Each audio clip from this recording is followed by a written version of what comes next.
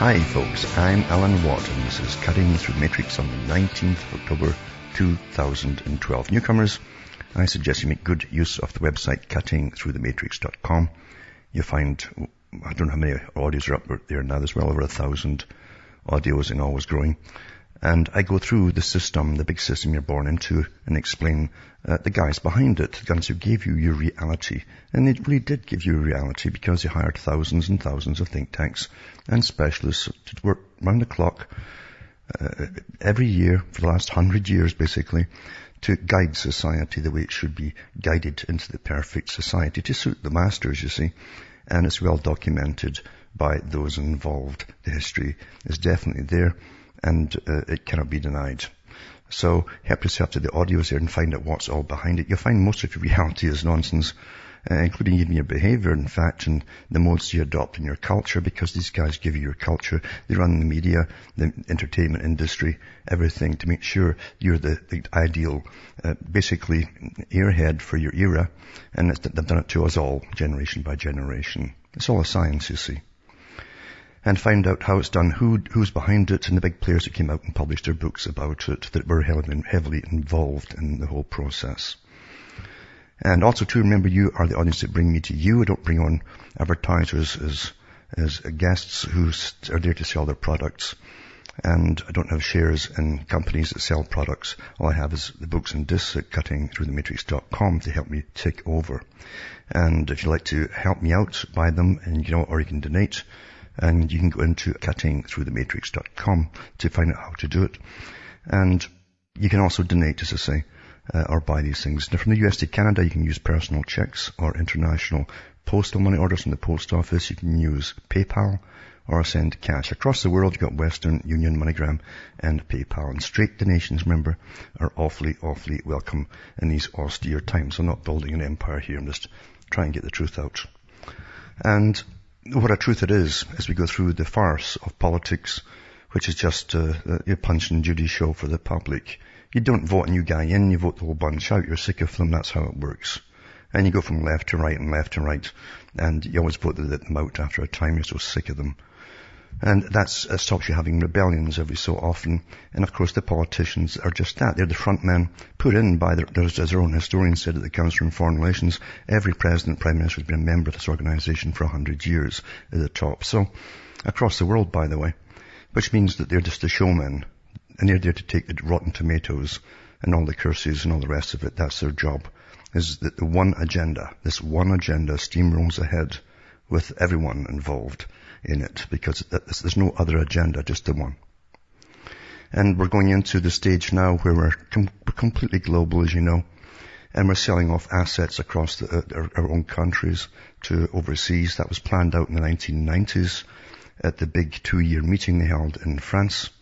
Every country attended, and they drafted up this legislation so that any outsider, any country could invest in your country, and you had to go by their rules and their paychecks, etc., not your own. If you tried to deny them, they were allowed through the World Trade Organization to sue your country for billions of dollars and pounds. That's actually happened to some countries already. So it's the sell-off of nations under the guise of unifying the world under a global system. And that is your future. That really is your future. They've been teaching students for years, and some of the better universities, the higher up ones, Ivy League, to learn Chinese, for instance, and they have been, many of them been brought up with Chinese nannies for the last 20 years, because the future will be for them as China dominates the world, as it's intended to, it was planned to do, not by China, but the ones who already rule the world. Back with more after this break.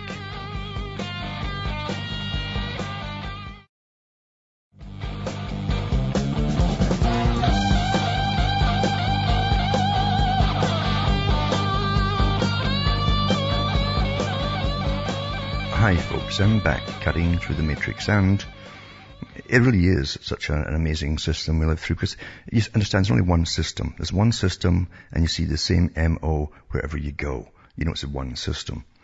Canada, Britain, other countries, after that 1990s meeting, when they went through the selling off of assets and infrastructure to private overseas investors, They all rampaged ahead and sold off the water supplies, the roads, highways, everything. Rothschild did it in Britain. He put forth the bill to privatize the roads. And everything skyrockets in price, the electricity, everything. Well, Australia's doing the same thing, and it says here, because everything are catching up now, rather quickly too. It says the state government, this is West Australia, the state government should sell the nation's superannuated funds, most of Perth's electricity system, all ports, and even convert major roads to tollways under a plan to slash debt. Same excuse, eh? And free up cash for desperately needed magnets. Sorry, it says projects here.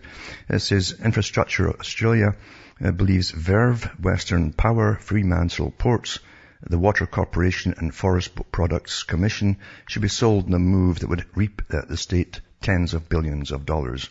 Verve could be worth $2.5 billion to the state government, Fremantle Ports $500 million, and the Water Corporation more than $5 billion. It's going for a song. It says the authority believes by selling publicly owned assets, and it's publicly owned assets, the authority believes, understand the wording of this? The standard wording. The authority believes by selling publicly owned assets, are supposed to be all yours, the nation's infrastructure deficit could be turned around, while the assets themselves would be better run and at a lower cost, as well get gouged as they privatize it and skyrocket the prices. We've all found that out elsewhere. Doesn't stop the same con though, you see. It's a worldwide con. It has to go, it's one agenda. This is, it follows a Productivity Commission report this week that urged the privatisation of West Australia's electric network, saying it would help keep a lid on power prices to consumers. Now, they've already told us at many world meetings that they have to pay about 10 times more power than you're paying right now. It's already started in Ontario. They've told us that from the power company, the private power company that was sold off to. It says Infrastructure Australia reports, prompted by continuing higher levels of government ownership and complaints, particularly by industry groups, that states have been unable to keep up with providing infrastructure necessary for the economy to operate productivity. So they go into the reasons why they got to sell it off, basically. This is the con game. This is at the same time Australia's super fund hold more than $1 trillion in assets. National Infrastructure Coordinator Michael Deegan said states would sell many assets and sink proceeds into schools, hospitals and roads. What's the point in doing that when we privatise the roads? Yeah. Governments around Australia need to explore new methods of financing and developing infrastructure needed to improve national productivity. It's all about productivity, you see. That's our job in life, is to be producers, according to the United Nations. And then you find this one here about Canada.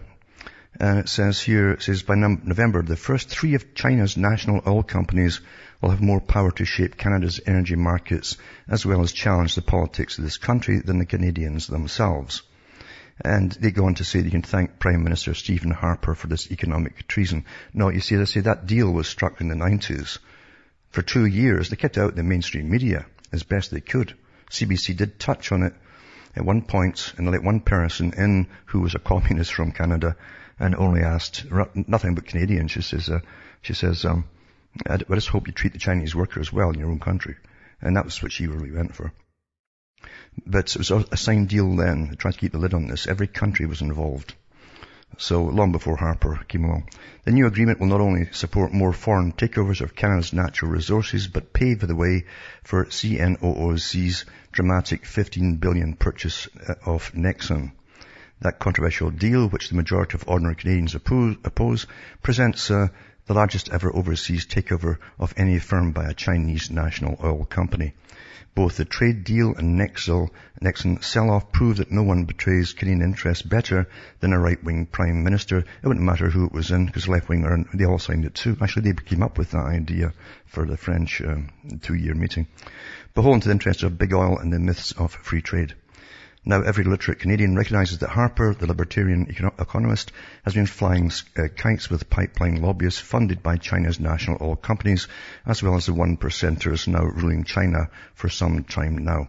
Given that the oil consumption in the US is steadily dropping, and that the incompetent petrostate of Alberta has flooded the market with bitumen due to bad planning, low royalties and sheer stupidity, Harper is frantically trying to save his Tory cohorts and their special petroleum interests by peddling bitumen to Asian refiners at any cost. He's prepared to sell out Canada in the process. Well, as I say, it was his turn to get in and carry on with the same agenda. And it says, in fact, Chairman Harper, and that's what members of his own party are calling him, crafted an omnibus bill last spring that cancelled federal science programs, gutted critical environmental legislation, made it easier to pollute water, centralised federal power, diminished protection for endangered species, and attacked environmental groups. The bill not only makes it easier to build Northern Gateway, but it serves some of the least transparent and most corrupt corporations in China, called Sinopec and CNOOC.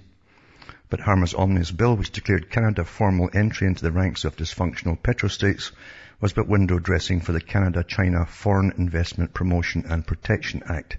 The mainstream have already touched that. Canada-China Foreign Investment Promotion and Protection Act, FIPA. It's the most significant trade deal since NAFTA, but you won't read much about it in the national press. Given its deplorable content, Harper appropriately inked a massive giveaway in Vladivostok last month and then quietly tabled the deal in Ottawa without so much as a press release. Osgood Law Professor Gus Van Harten, an expert in such international doings, quickly found out why. After reading the brief document, he declared it a travesty and a formidable assault on Canada's democratic traditions. I wonder what they were. For starters, the deal gives Chinese investors more rights and protections than Canadian entrepreneurs could ever win in China's incredibly corrupt markets. Moreover, the deal allows Chinese companies to sue Canada outside of Canadian courts. That's through WTO. Remarkably, the lawsuits can proceed behind closed doors. This shift to secrecy reverses a long-standing policy of Canadian government. Appallingly, the treaty would give Sinopec, one of the big Chinese backers of the Northern Gateway pipeline, the right to sue the government of British Columbia if it blocks the project. Sinopec could also demand that only Chinese labour and materials be used on the pipeline. Well, they're already bringing in for the mines they're putting up in Canada. They're bringing in mainland Chinese. I read that last week. Moreover, the treaty gives Chinese state-owned companies the right to full protection and security from public opposition. It says the agreement, like all bad deals, comes wrapped in a totalitarian paper. The deal does not require provincial consent. It comes without any risk-benefit analysis, and it can be ratified into law without parliamentary debate. The more Harper wants to do business with China, the more he acts like another tank in the Tiananmen Square. Barring a revolt within Harper's own party, the trade deal automatically becomes law on November the 1st. And it says, to date, Elizabeth May, leader of the Green Party, is the only politician demanding an emergency debate in Parliament on a treaty that will deliver reduced sovereignty and reduced democracy, and all for more Chinese ownership of Canadian resources.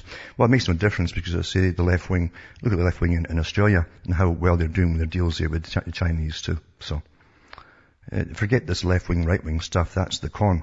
It's one agenda, and any politician of any party, whenever they're in power, is going to continue the same agenda. They've been doing it since the 90s, by the way, as I say, for those who don't know.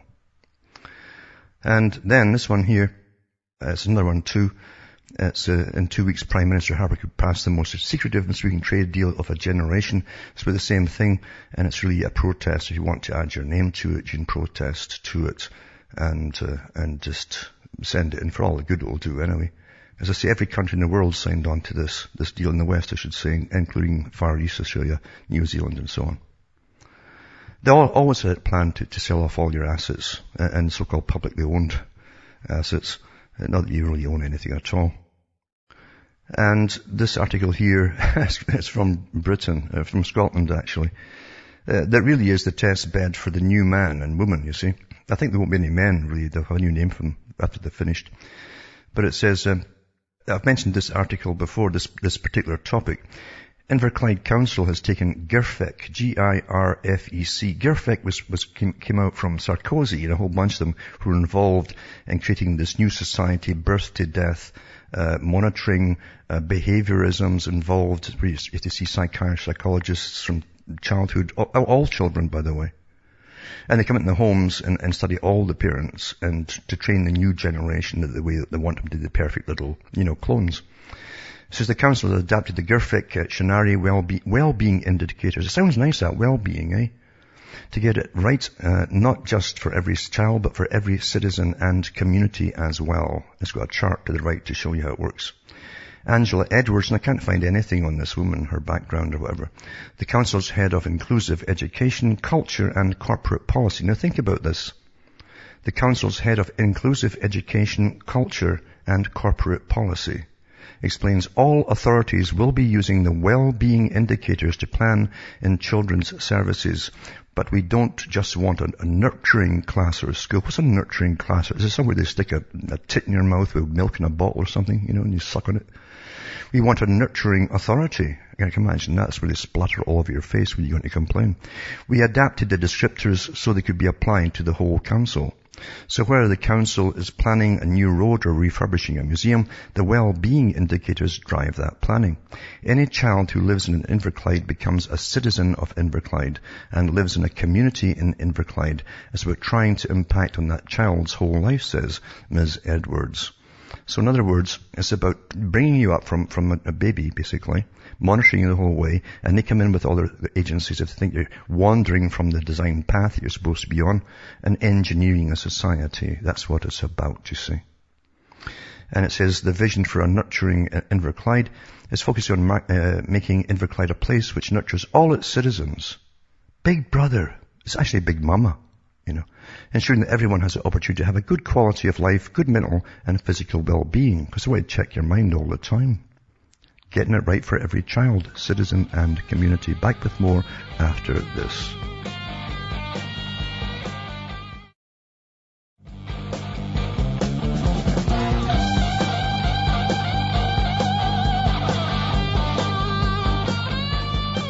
Hi folks, I'm back, cutting through the matrix, talking about the big kaleidoscopic system we're in, where we have lots of bread and circuses, etc.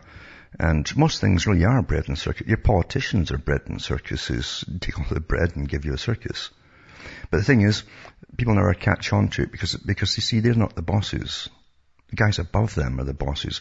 I've gone through the history of the Royal Institute for International Affairs, Council on Foreign Relations, across the whole planet. Set up by the big banking boys, that's the ones who lent to nations. The biggest money lenders with 13 families. And they set up their own little club. They eventually got a royal charter.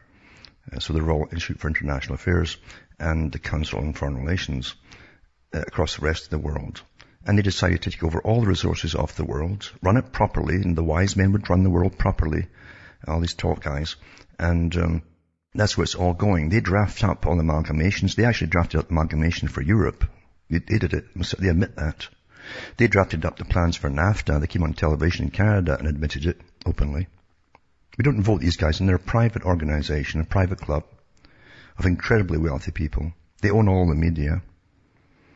And we sit and just take it, of course. We watch this. Most folk get sucked back into the politics again. It's like a big circus when it comes on. And that's why it works all the time. Who are you going to vote for, that guy or that guy? And, it's just astonishing how it works so well. And I left politics a long time ago after I realized what it was. And even then, luckily, I'd never been in it. So it's rather transparent. When you realize there's a big agenda run by much bigger minds at the top. And they wanted an integrated world, and they would own all the natural resources through all their thousands of corporations that they own. They understand. For all the thousands of corporations out there, they amalgamate them and amalgamate them. Because, you see, you've got to have monopolization of anything, including the media. You even have that on different radio hosts as well. Monopolization. You knock all the rest of the competition out. And they've done it all through business. And these are all front organizations with the major shareholders are the same guys who are the world's moneylenders. Gives the appearance of competition. And also at the same time, too, as they bring down your culture into destruction, utter destruction, as I say, of your particular cultures. It's all done as far as I'm concerned, and it's over with. Step by step by step. It didn't take long at all. And I've mentioned Jimmy Savile, for instance, at the BBC, one of many pervs working there. It's got a lifelong history of perversion at the BBC. It's generally little boys they're into, but they're trying to keep that out as best that they can. And they got about Jimmy Savile, and no one knew, of course, the ones who are all around him, because they can't open up the can of worms, because, see, the British government owns the BBC. It's been the biggest communist propaganda agency out there forever. And they've put on the perverted stuff and deculturalized the public into perversions with all their terrible dramas and all the rest of it over the years. And This article here goes on about the Labour government Liberal faces embarrassment over its calls for a wide-ranging inquiry to Jimmy Savile as a senior party figure. Figures have previously called for the relaxation of child sex laws. You understand, Savile wasn't alone. There's a lot of pervs above him all pushing for this what they want to call intergenerational sex. I've mentioned it many times. I mentioned years ago, in fact, at least 98 on the radio, that you will see live sex performed on television, dramas, comedies, and so on. Live sex is coming. Step by step is coming. And even child sex as well. That's going to be mainstream. And there'll be no such word left as pedophilia, you see. That's been agreed at world meetings. I've mentioned the world meetings and been through them before. Anyway, it says that Harriet Harman, the opposition deputy leader, said the allegations that the TV and radio presenter abused dozens of young boys and girls had cast a stain on the BBC and other trusted institutions. Who trusts them? But at the time Savile was at the height of his fame, Miss Harman was calling for the relaxation of the law on child pornography. This is the top politician for the left wings, you see. And she was a leading light in the pressure group now known as Liberty, which advocated the lowering of the age of consent to 14. They actually wanted it lower. See, this lower it once and you need to lower it again until you can go babies. The organization, then run by the health secretary under Tony Blair, Patricia Hewitt, even counted amongst its affiliates a number of extreme pro-pedophilia groups whose leaders were later jailed. They're still there, though, still out there. It means that any independent public inquiry into the culture that allowed Savile to abuse children for so long with impunity can end up looking into the radical left-wing demands for the liberalization of child sex laws that were made in the 1970s. And it says, Tim Lawton, the former children's minister, says it's rather eyebrow-raising to see Harriet Harman's newfound zeal for clamping down on sexual exploitation of children, given that she was decidedly dodgy on the subject when she was part of an organization calling for the relaxation of these laws. These are top people running your government. Well, they're not running your governments. They run the low-down parts like the culture and stuff. It says what we are seeing now is the result of a culture of complacency which has allowed celebrities and others to cover up their crimes, and Harriet Harman must share some of the blame for not taking these matters more seriously. Now, I think you have to get even further than that and find out what's in this woman's head, that she's wanting child sex and all the laws relaxed. What's she into? Huh? What's she into? She belonged to the groups, folks. It says the Daily Telegraph first disclosed in 2009 in the 1970s, the extreme end of the sexual liberation movement included groups who openly campaigned for the abolition of the age of consent. The Paedophile Information Exchange and Paedophile Action for Liberation affiliated themselves to the National Council for Civil Liberties. You never imagined that was under that. National Council for Civil Liberties was all a pedophilic run organization, now known as Liberty. Liberty before puberty. I guess I want to get puberties as well. Back with more after this break.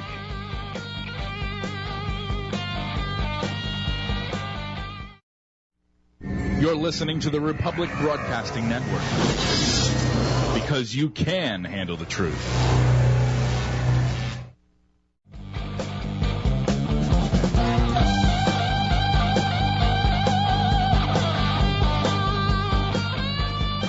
Hi folks, we're back cutting through the matrix, reading about the pervs that run your what you think is government, and what they've been up to for an awful long time is they destroy the cultures for everybody, you see.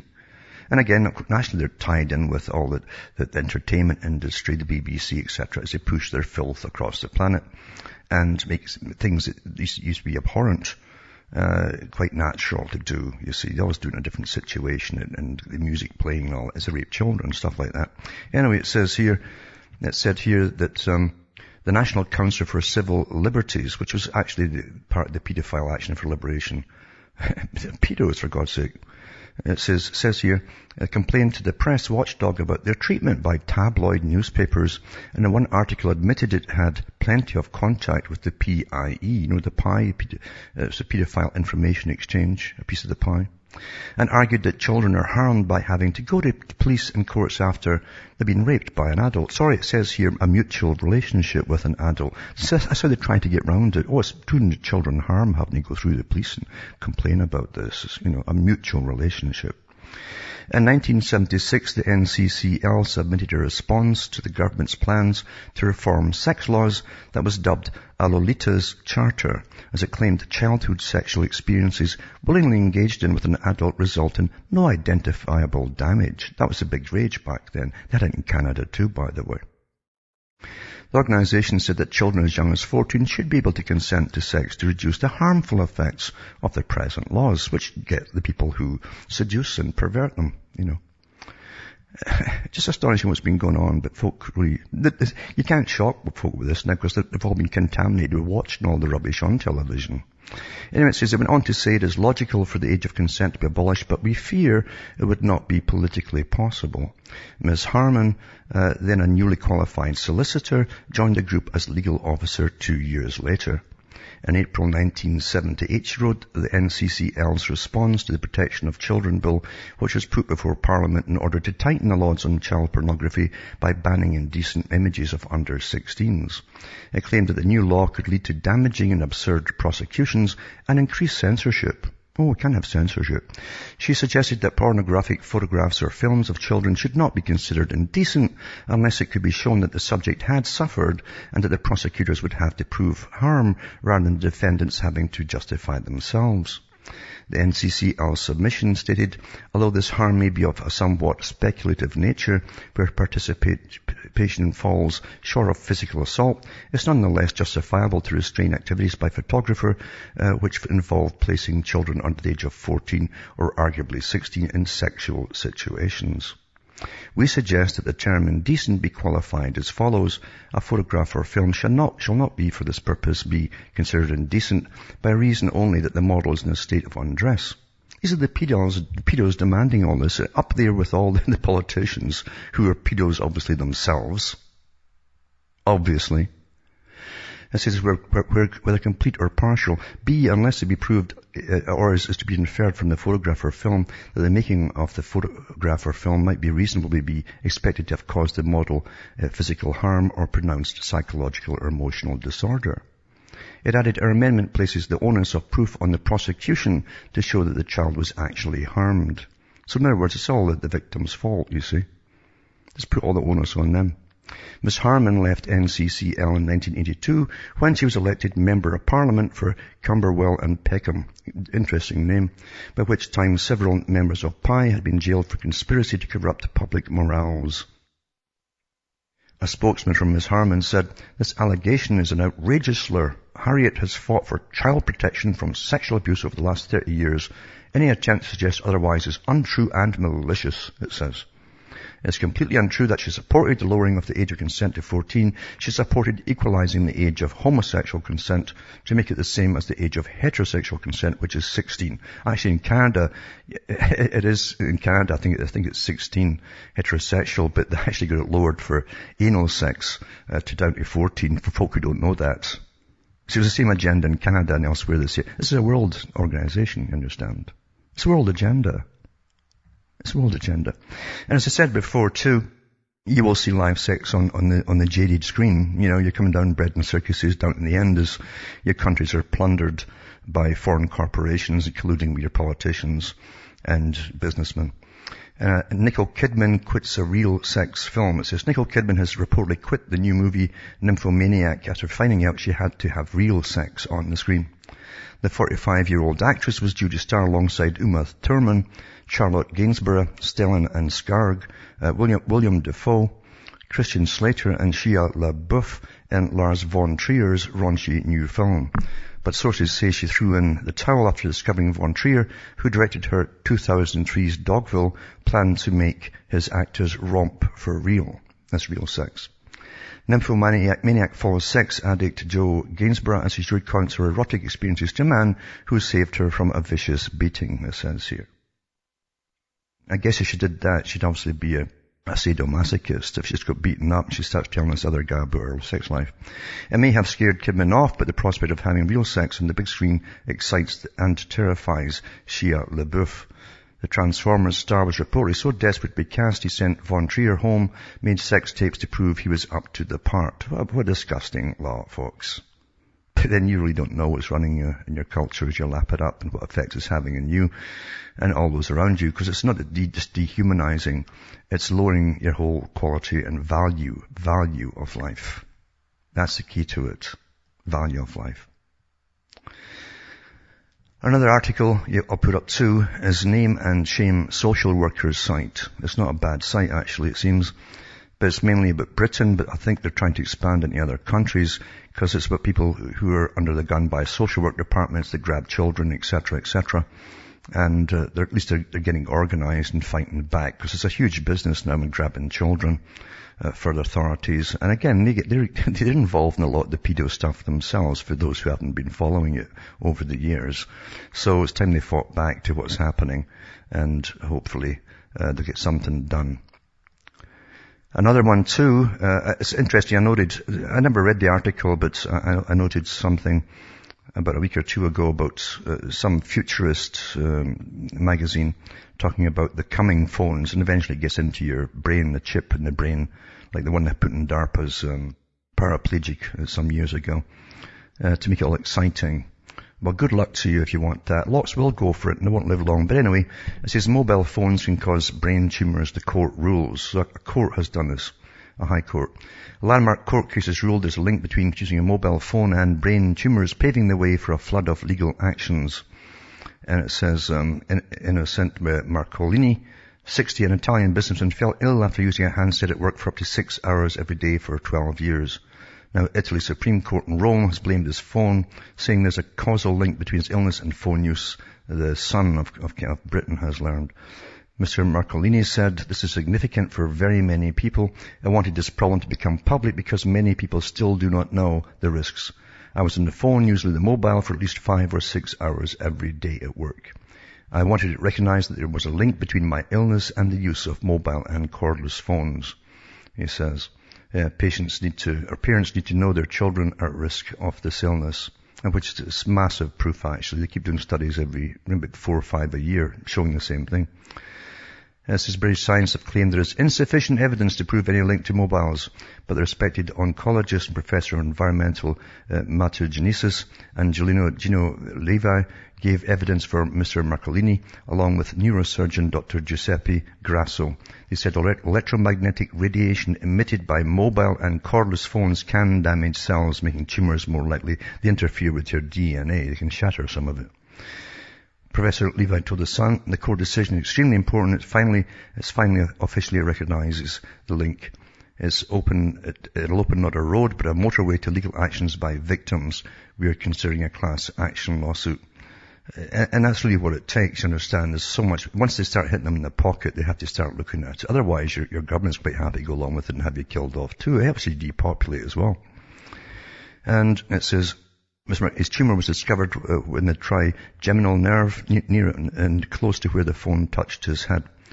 It says it's non-cancerous but threatened to kill him as it spreads to the carotid artery. In other words, it's non-malignant, the major vessel carrying blood to the brain. His face was left paralysed and he takes daily morphine for pain. Alistair Phillips of PowerWatch, which campaigns for more research on mobile use, said, this is an interesting case and proves the need for more studies. We can give more studies as we're all getting brain tumours. People should limit mobile and cordless use until we know more. The World Health Organization urged limits on mobile use last year, calling them a Class B carcinogen. But a spokesman for Britain's Health Protection Agency says the scientific consensus is that mobile phones do not cause cancer. You see, the British Health Protection Agency is on the payroll of the big corporate boys, and they get a lot of grants from them given to them as well. And so it goes on and on. It says the leader, Mark Stevens, and his lawyer says the verdict could open the floodgates, even though there's no direct obligations on British courts to follow the Italians' lead. He says possible people will begin legal action here, but I think the chances of success are less. I think they'll join any class action in Italy. So good luck to them. By the way, they should do the same with these darned, they're actually more powerful, even worse. Smart meters are stuck in everybody's homes without permission. And because that's much, much more powerful than even your cell phone. And you really get zapped with that. If you've got a meter, you'll see it spiking like crazy all throughout your house many times a day. And that's deadly stuff. Deadly. Now, I put up a link to a video about a week ago or so where you saw the Spanish police with these big long batons, just pummeling into the people who were peacefully protesting, and like vicious hoods. Of course, it's the same across the world now. And it really shows you that you've seen people sitting in cafes and so on, and just come in cracking over the heads, all for the hell of it.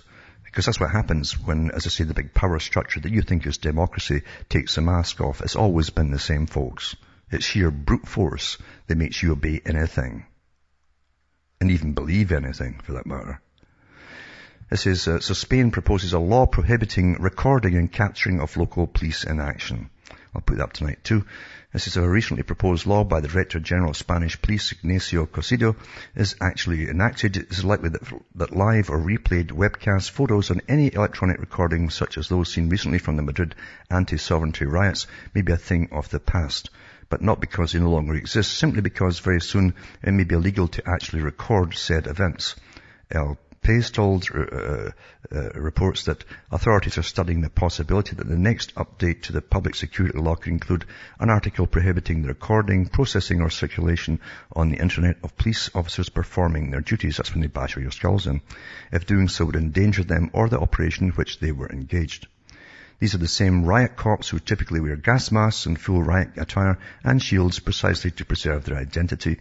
But facts matter little when the liquidity tide is going out and all the Ponzi schemes are exposed to have been swimming naked. For now, Spain will be happy to little by little strip its citizens first of their rights to free expression, then all other rights, as it slowly but surely sells the country into the troika slavery. And remember too, what's happening there will happen anywhere, and it will come everywhere. Every country is ready for this. They've built up internal armies for 30-odd years preparing for this part. You're living a long-term business plan. If you ever understand that, you'll understand the whole thing. Things only can make sense when you understand it that way.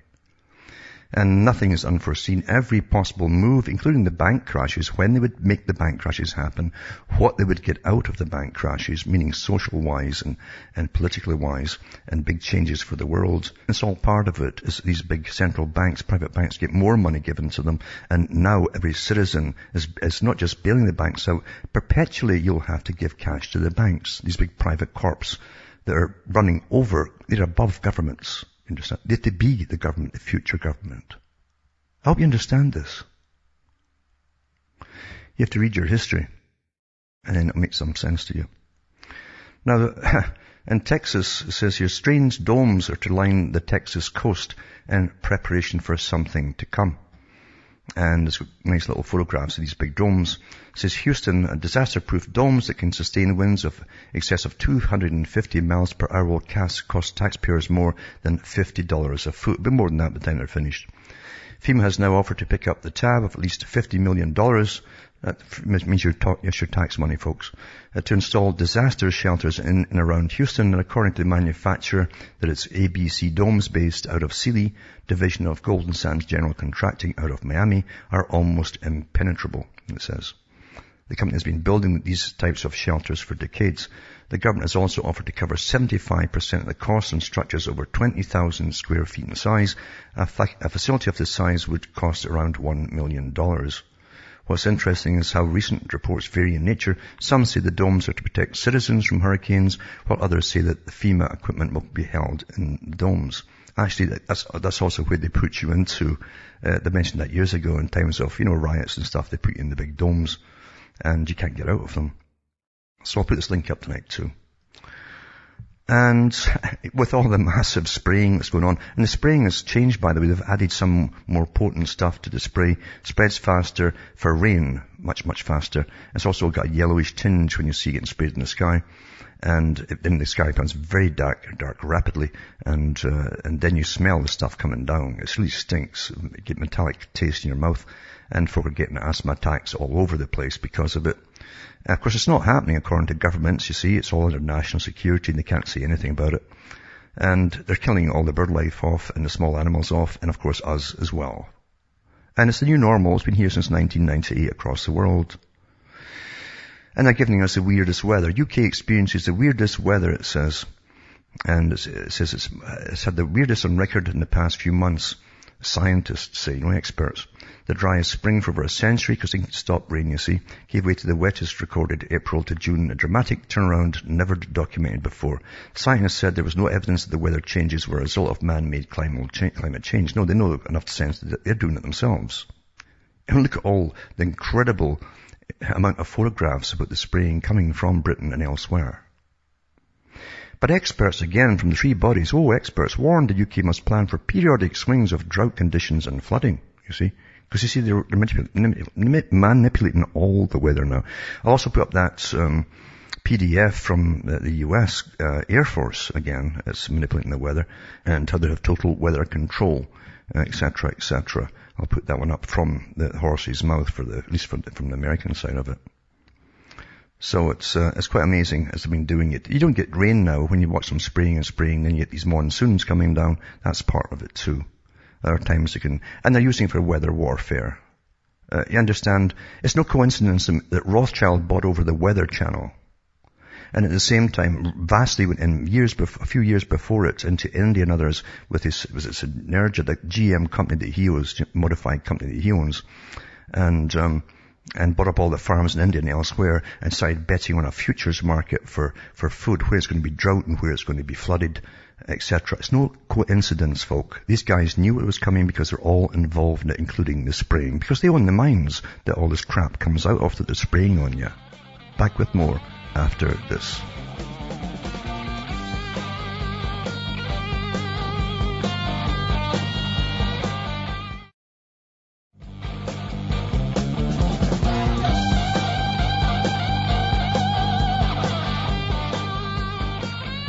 Hi folks, we're back cutting through the matrix. What a matrix it is too, isn't it?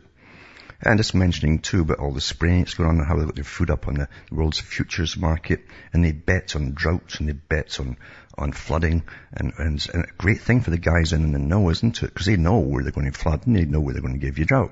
This is weather warfare. It's been well established, and so I'll put up some articles tonight from governments themselves talking about weather warfare. And it's been on you for quite a long time. Well, a great way to control everyone through food though, isn't it? And great profits as well for the guys who are managing it all. Also tonight I'll put up a little video. It's quite amazing. A conversation with Bernie Marcus, or Marx, I guess is where they took the name from. The guy who owns the Home Depot. The guy who helped put under thousands of small businesses and lumber yards and so on. Because they always monopolize, these guys, when they move in. They knock everybody out of business. And that's what they do. And it's been doing it for a long time, these guys. Like centuries and centuries. That's a standard thing. And then, of course, they take over and then jack all the prices up when there's no competition. So he's bitching about the state of the economy. Oh my goodness.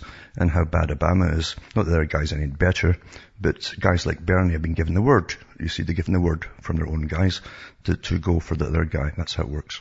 Bruce Springsteen, of course, Bruce Springsteen is campaigning for Obama in a video I've got to put up tonight too, in Ohio. And he's all the way there. I wonder if he'll sing Born in the USA for Obama, hey? Or is it I don't know.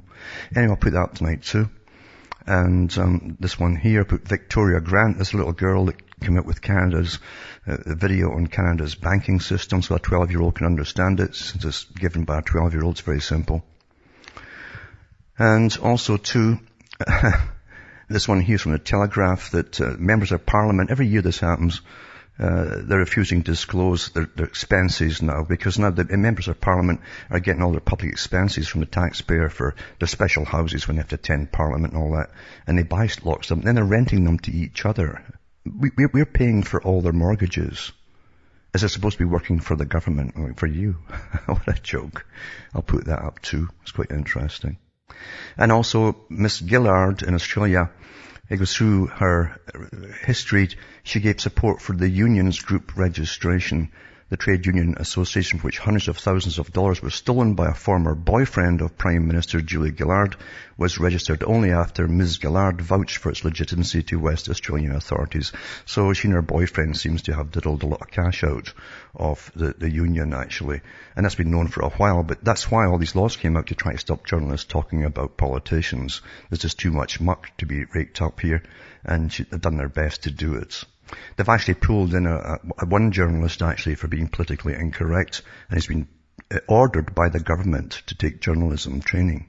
He's a radio talk show host. Quite something, isn't it, eh? Vote, remember, vote for democracy. What a joke. Also tonight I'll put up from the Daily Mail, there's a story about armed militarized police SWAT teams, I'm not kidding you, that chased a cow, armed, with machine guns and everything and all their gear on, chased a cow that went AWOL during a market thing that was on. It jumped and started running through the streets. A young heifer. And they machine gunned it down, for God's sake. This is the world you're living in today, and you think you'll accept this? Gunning down a cow that was making a break for freedom?